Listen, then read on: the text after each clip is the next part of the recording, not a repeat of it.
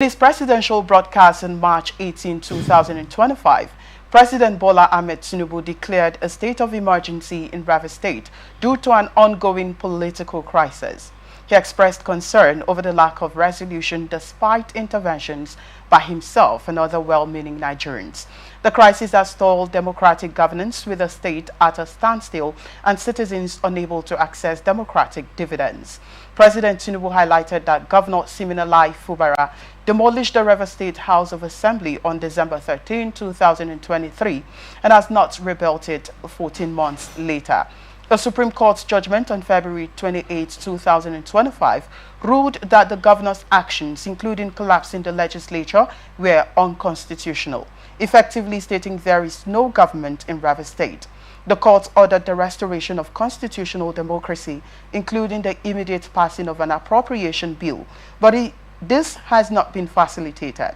The president noted additional issues, such as militants threatening violence without disavowal from the governor, the inability of the House and governor to work together, and recent pipeline vandalism unchecked by the governor. Citing these factors and the failure of the governor and deputy governor to request presidential intervention, President Tinubu invoked Section 305 of the 1999 Constitution to declare a state of emergency effective March 18, 2025. As a result, Governor Fubara, Deputy Governor Ngozi Odu, and all elected members of the House of Assembly are suspended for an initial 6 months. Vice Admiral Iborete Ibas, retired, was appointed as administrator to manage the state affairs. Though he cannot make new laws without Federal Executive Council approval, the judicial arm remains unaffected. President Tinubu hopes this intervention will restore peace, order, and constitutional democracy in Rivers State and Nigeria. Quite interesting. You watched the broadcast. I'll begin with you, Dr. Paul Nwala. You watched the broadcast yesterday evening. What was your reaction to the broadcast? Well, the broadcast was a very surprising one. To a point I was thinking if the whole issue has been premeditated before now, a kind of there's an expectation of a chaos situation in Rivers State that may prompt a declaration of a state of emergency. So when finally it came, I was much concerned with the reasons given by the president, And in all of this, you see that the whole blame was on the governor. The whole of the blame, failure, or everything was on the governor. And it was quite surprising to me. If it was based on perhaps a security report that may be available to him, that he relied upon, to declare such, then I would say such a security report may not be available to the public. So the president knows the best. And it is his duty, to secure lives and properties, But when I look at the reasons being given, and then apportioning the whole blame to the governor, oh my God, I felt that this is one-sided. I just look at it as something that is a kind of I don't know what he may have against the governor, because if we look at from the beginning where this issue started, you will agree with me that there was a surprise impeachment move against the governor, which may have prompted him to take whatever action he took, and to the point that the president intervened. And there was some, agreement that we have been reached, in which the governor started. Now, on the other party, do they even, which of the areas of the agreement will you say that the other party fulfilled? Those things were not being taken care of. Okay, if it is because of the Supreme Court judgment, and then the governor severally have declared the willingness to, implement, and has made some attempts, even if, yes, there were some kinds of denials of such, one would have expected perhaps the president to call what is actually happening. Why is this not being? But instead, we surprisingly saw a declaration of a state of emergency. Okay. Not only I'm not even just a declaration of state of emergency, suspension of governance in Rivers State, democratically elected governance in Rivers State. Because, excuse me, please, there's an area which I was pained most.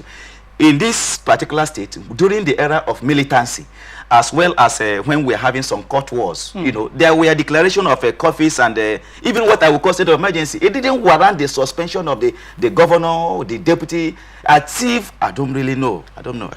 All right, Honorable Lenu, I'd like to get your take as regards to this. I'm sure you're familiar with the River State crisis story that have been rocking River State for quite a long time. And then we have the president speak for the very first time addressing River State. And I'm sure you went through, you listened or watched the broadcast by the president of Nigeria. I would like to get your take on this. Do you think that the state of emergency is one that will be able to resolve the crisis rocking River State? If yes, how do you think this is going to solve it? If no, what measures do you think the president would have done to, resolve these issues?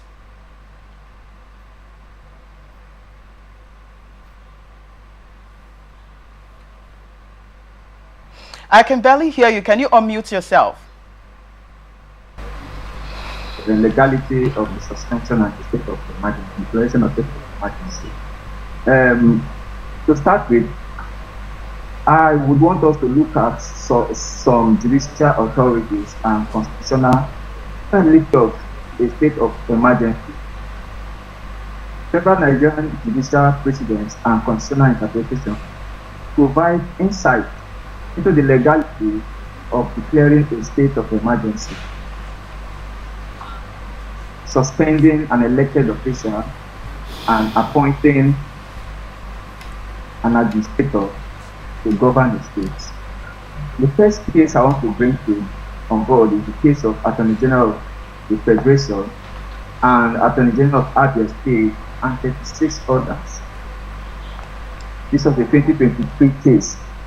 In this landmark case, the court held that is the Supreme Court.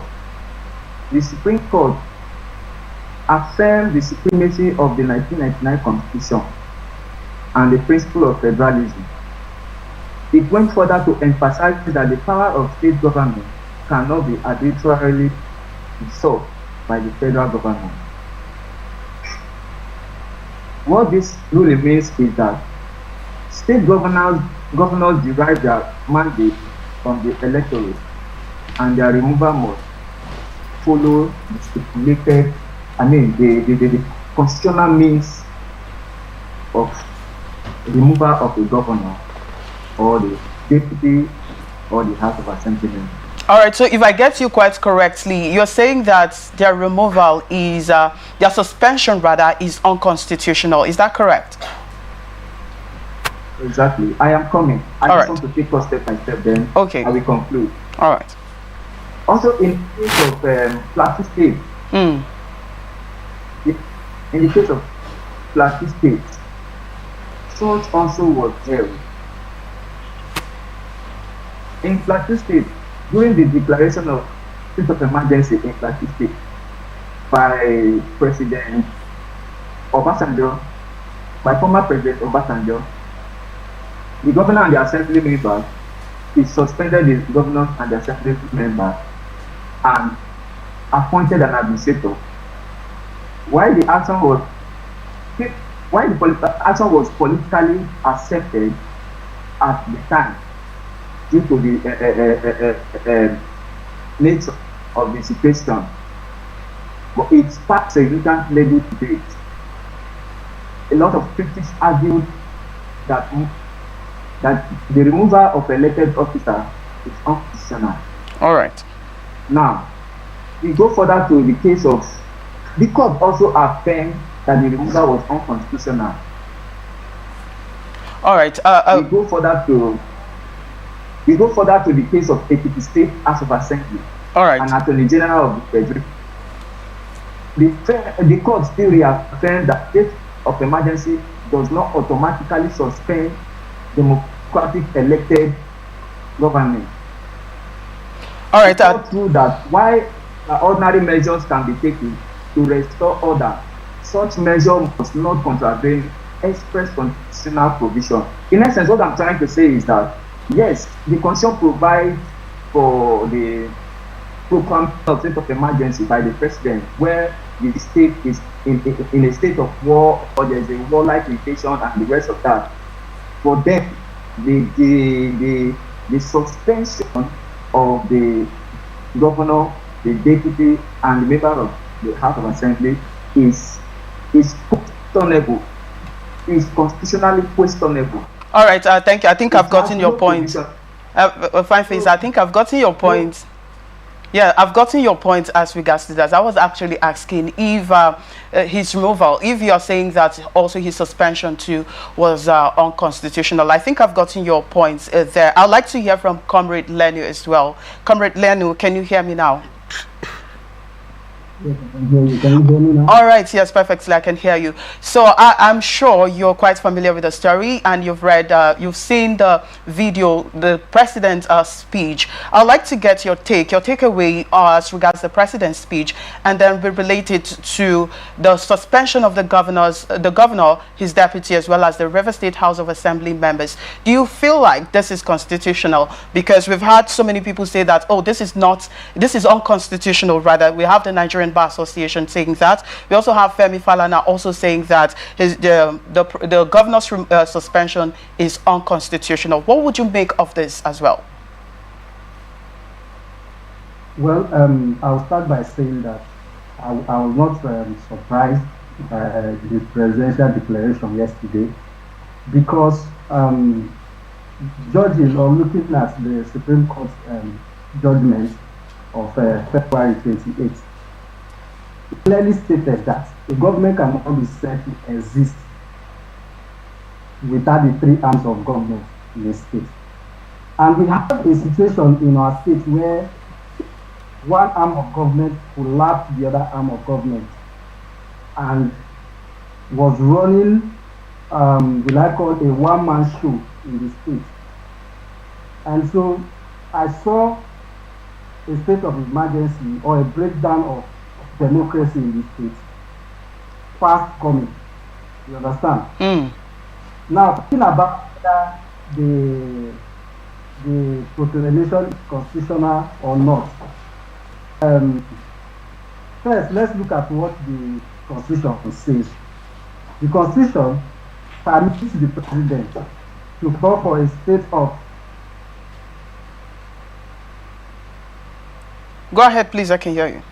Like he's reading something. To call for a state of emergency. To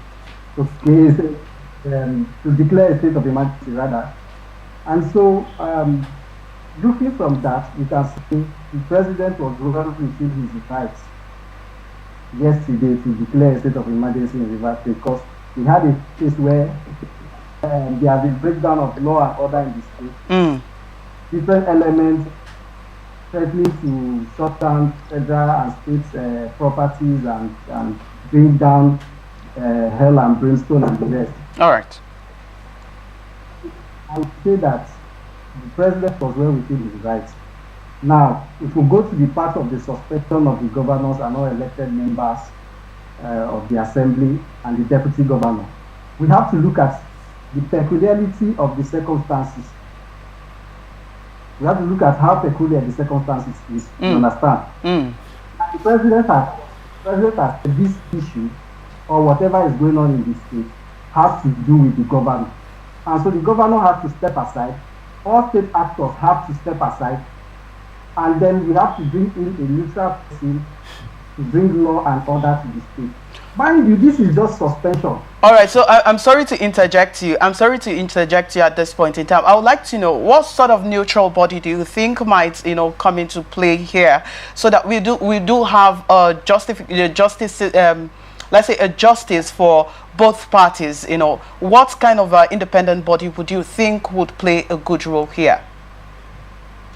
Well, the appointment of an administrator to take over the state and usher in peace and order.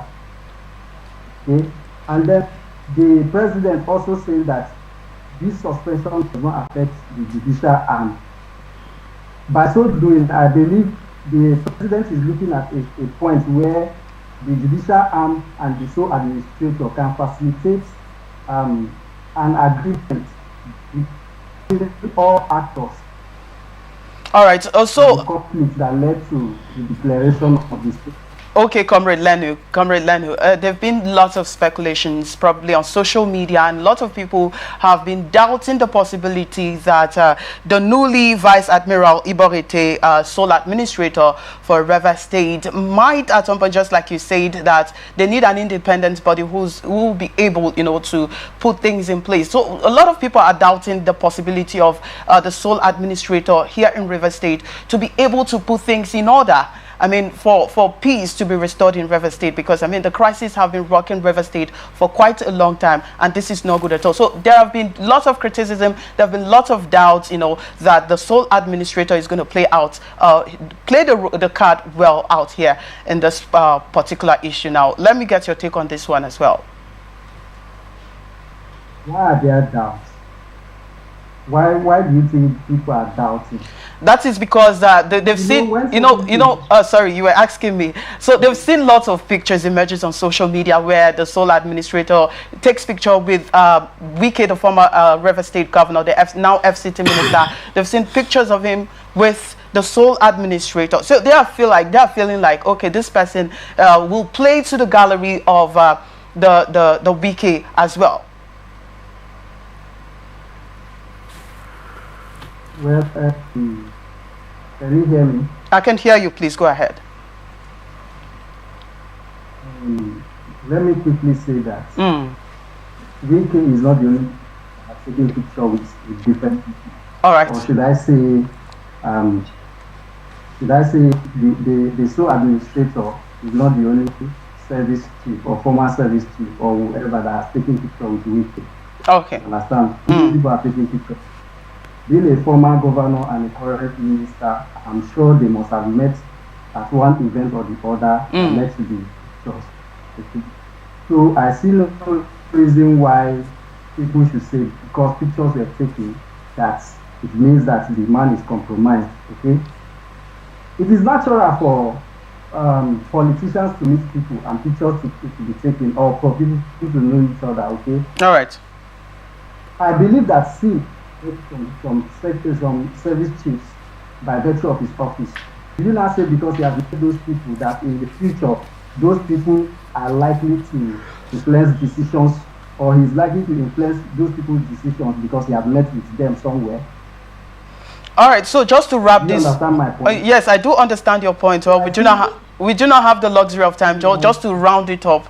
Because we do have other stories we would need to consider before the end of this program, and we barely have the time to do so. Well, just one quick question before we move on to the next story. You talked about the sole administrator. So I want to ask you, how significant or what might be the long-term impact on democratic governance in River State and Nigeria as a whole, looking at what is going on now? It's very, very simple. Okay. The presidential statement made it very clear.